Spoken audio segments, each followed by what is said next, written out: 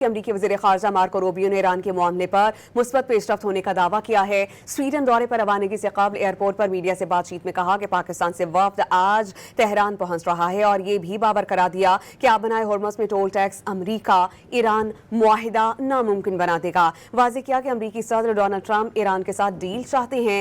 ऐसा ना होने की सूरत में दीगर ऑप्शंस मौजूद हैं। I think we've made some progress, but obviously we're dealing with a system that itself is a little fractured, so the Iranian system, and so, but that said, there'll be a couple visits. I understand, I believe the Pakistanis will be traveling to Tehran today, so hopefully that'll advance this further. The president's preference is to do a good deal. That's his preference. It's always been his preference. If we can get a good deal done, that would be great. I'm not here to tell you that it's going to happen for sure, but I'm here to tell you that we're going to do everything we can to see if we can get one. But if we can't get a good deal, the president's been clear. He has other options.